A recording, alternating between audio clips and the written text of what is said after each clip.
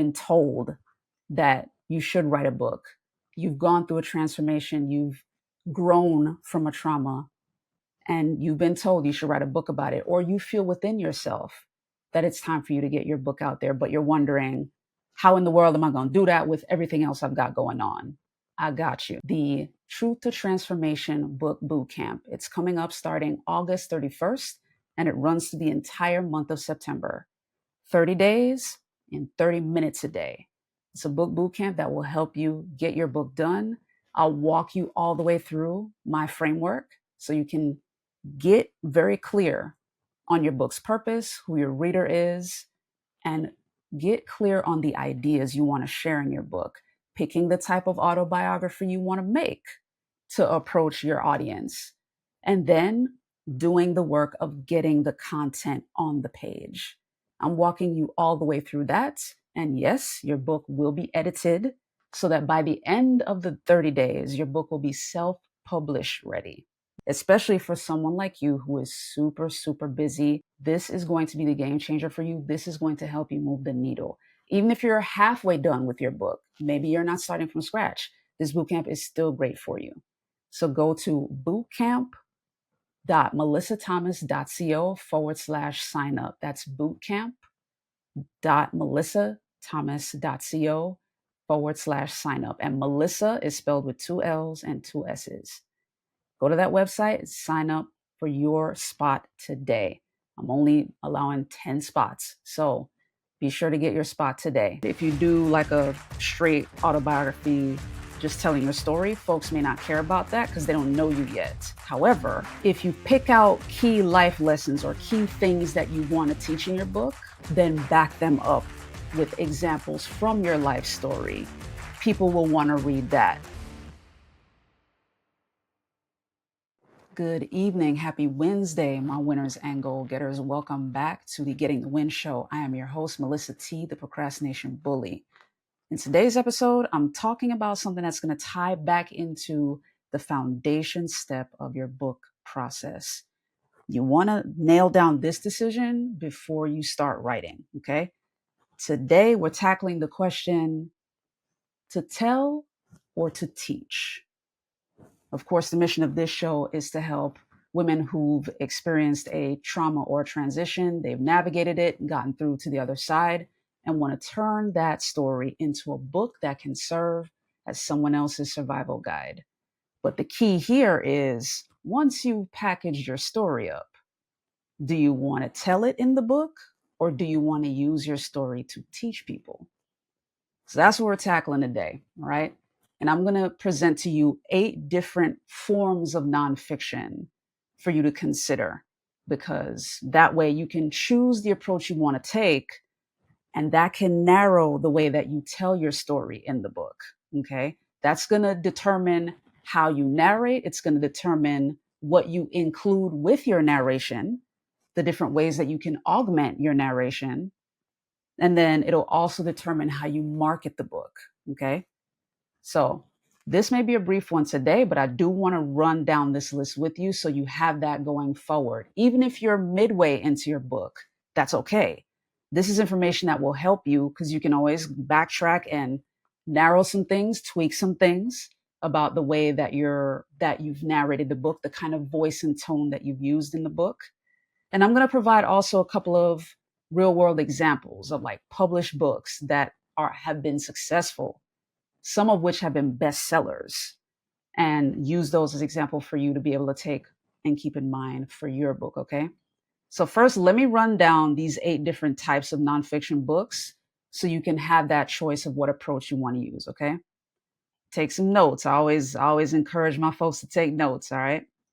So number 1 is the traditional autobiography. That's the most common type, right? Like that's your basic type of autobiography, which is just a chronicling of a person's life from birth to present. Now, if that's your approach, I hope your story is being told in a very stylistic way, because one of the things that many of us author guides, book coaches, author coaches will tell you is, unless you're someone that is already famous, the simple chronological telling of your story won't be as much of a pull because folks don't know you yet. Someone who's like a Beyonce or a Trevor Noah or a Lupita Nyong'o, like people who are famous, we'll be perfectly fine reading their story from start to finish because we've seen their star shine bright, and we're curious as to their backstories. We're curious about their past lives and how they got to the present. For folks like you and me, they don't know who we are yet, right? So just telling the story straight on like that may not be the optimal approach. So just want to give you that caveat as it relates to this first type, the traditional autobiography, just straight up chronological order from birth to present. The next version, which you've heard plenty of times, is memoir. Now, memoir focuses on specific periods and events or even relationships in the author's life, rather than attempting to just go chronologically from birth to present. It's a bit more curated, in other words. And as I've mentioned in previous episodes, a memoir reads very almost like a novel. And as I mentioned with a real world example, I'll provide this one. And I've used it many times because I think it's a great example. But Mignon Francoise made from scratch. When I tell you this woman is a master writer, okay? And she had the advantage of being a journalist before. So she was already great at storytelling, and she just transferred that skill to her own life story. So when you read it, it can be a nonfiction book or a fictional story. It reads just as smoothly in either context. So it's very well written. But that's the difference with a memoir. Like it flows like a narrative.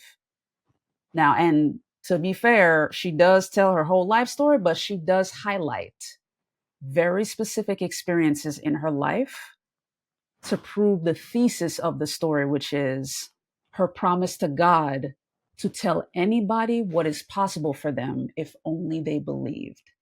So that is the thesis of her book. And you're going through some of the most painful, most traumatic, darkest moments of her story, interspersed with pockets of joy, but all of which back up and prove that thesis. I'm going to show you what is possible if only you believe. So that's an example of a memoir. Okay. So far I've gone through 2 different types out of the 8. So here's number 3, the personal essay. Now, this type of autobiography normally has a focus on the author's personal experiences and reflections and explores a specific theme or idea, because essays are meant to be a bit briefer than your typical, your typical memoir or your typical traditional autobiography. Like, take a look at Mignon's book. Like this thing, you're reading for a while with this. Now, if you're a speed reader, you can knock it out in a day. God bless you if you can. That one took me like a week to knock out. So if you can knock it out in a day, awesome. But a personal essay is a bit smaller in size. And the tone for the personal essay might read a bit differently versus something like a memoir or a traditional autobiography. It might be more raw, a little less curated, perhaps even more punchy, because an essay, the whole purpose of any essay is to prove a point. Like it's a thesis, not necessarily a thesis paper like you're used to in high school or college, but it's meant to prove a point, and the words will get you there. Like there is no word wasted. Obviously in a well-written book there's no word wasted, but what I'm saying is an essay, the tone of an essay, the timbre of the essay is going to be a bit sharper than the typical memoir, which reads a lot more smoothly. The next type of nonfiction is a diary. Now, the most famous version of this is The Diary of a Girl, which was written by Anne Frank. I do believe there's a film adapted from that called The Diary of Anne Frank, or the documentary. I believe it was a documentary. But it's simply diary entries. So it's far more raw, far less polished in the way that the words are presented. It's literally you taking your journal entries and simply placing them in a book. Different days and dates. You can organize the diary entries based on topic or theme, based on the different sections of your book, the different sections and different chapters, what the chapters are going to be about. Perhaps each chapter is a diary entry, depending on how you want to do it. But that's an approach. And it's, again, very raw, straight to the point. People are seeing a slice of your life based on what the diary entries are, right? So that's an option for you. That's an approach you can consider for your book. The next one is thematic autobiography. And in my opinion, this is the one that is most leaned upon. Traditional autobiographies, yes, those exist for sure. But in the modern publishing industry as it is now, a thematic autobiography is a lot more common, because this one centers around a particular theme or idea, and the author explores that throughout their life story. So here's the way I say it to folks that I'm on the phone with that are considering a book. You know, they've been told they should write one. This is the way that I say it to them. I say, okay, just be warned, if you do like a straight autobiography, just telling your story, folks may not care about that because they don't know you yet. However, if you pick out key life lessons or key things that you want to teach in your book, then back them up with examples from your life story. People will want to read that because they're going to want to know what's in it for them. And if you lead with the lessons, then they'll read that and connect with you on that deeper level when they read the story from your life as the example of that lesson. Okay? So, thematic autobiographies for sure. So, a great example of that I used in a recent episode is Miss Simone Harris, wife of the illustrious L. David Harris. Her book is called She Walks by Faith. And if you missed that episode, I talked about, the fact that Simone began with a community called Second Spring. It's a Facebook community where she discusses all of the things connected to perimenopause because she's going through it herself. And she wanted to create a community, a safe space where women can talk about all the symptoms they're experiencing, all the questions they have about the symptoms they're experiencing, and a way for them to understand that they're not crazy and that the symptoms they're experiencing is part of their life process, and they can talk to their medical professionals about it. They're not crazy. And if the doctor tries to gaslight them, they have grounds on which to fight that. Like, she wanted to normalize the conversation around perimenopause and menopause, because there are plenty of women out there that are suffering silently because they think some of their symptoms are just a normal part of aging, or they've already been gaslit by their medical professionals into thinking there's nothing wrong with them, or whatever. They've had pills thrown at their condition. Whereas Simone wanted to open up the conversation and have a more nuanced conversation about the transition and the transformation. Because by the time you go through menopause all the way, it literally is a transformation. So this book talks about that journey that she's experiencing with perimenopause and ties in with her faith, how she's using her faith to walk through this process, and how other women can use their faith to walk through the process as well. So the book is a tool for that, and the community is a tool for that. A fictionalized autobiography. Now, in this type of book, the author uses fictional techniques to tell their life story, sometimes changing names, events, or details for narrative effect. Some people use this, and I'll be honest with you, I attempted that. I have a fictional ebook series called the Tenderfoot series, and I essentially, that is the goal with that. It's a 5-part series. So far, only 2 episodes in that series are published. But that is an approach that you can use. So if that's something you've ever considered for your life story, but maybe you put pause on it because you thought, well, maybe you thought your life is boring, so maybe you should fictionalize it. But then you hit the pause button again saying, well, who's going to want to read that? You have proof now. Like, this is an approach that you can use that can work. And that way you can indeed change the names, change whatever you need to protect the innocent or not so innocent, and still present your story in a way that works.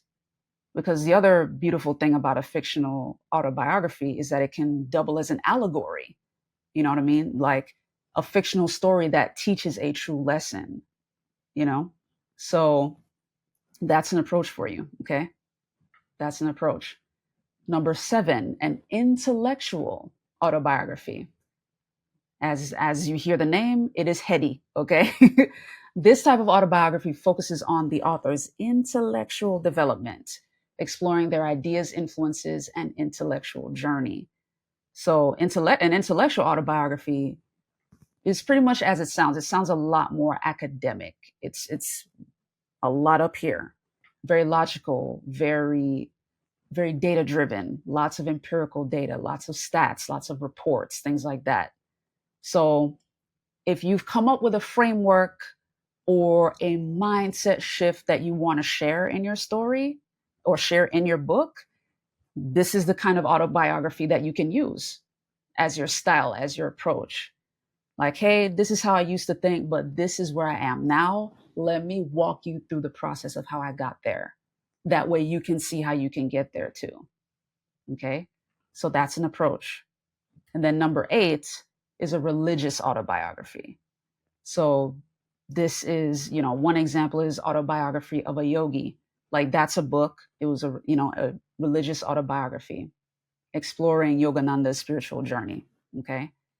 Another example of this is a book similar to this one, Mark Batterson's Draw the Circle. Now, a more focused example from Mark Batterson is The Circle Maker. That book, I mean, you want to talk about a great writer. Mark Batterson is such a great storyteller that even with the life stories, they're brief, but he makes his book a page turner. Like, it is something you cannot put down. Draw the Circle is part of a series. There's Draw the Circle, there's The Circle Maker, Drawing Circles Around Your Children. These are all books that have to do with the power of prayer for Christians and what that can unlock in their lives. And in his case, religious autobiography, but he's not doing it from birth to present day. He specifically picks out stories that have to do with prayer that show evidence of what happens when he and his church prays, or he and his wife would pray, or he and his family. He's picking specific examples of something they wanted, the way they prayed, what they prayed for, and then what the end result was, how God answered their prayers. So that series of books is an example of a religious autobiography. They're very well curated and thematic. So as you can see with this example, sometimes the types will cross over, they'll blend. Okay. So similar to She Walks by Faith, this is also a crossover. Okay. It's a thematic autobiography, but because she's also Christian and she's sharing her faith, it's also a blend of a religious autobiography as well. So sometimes these will blend, and that's okay.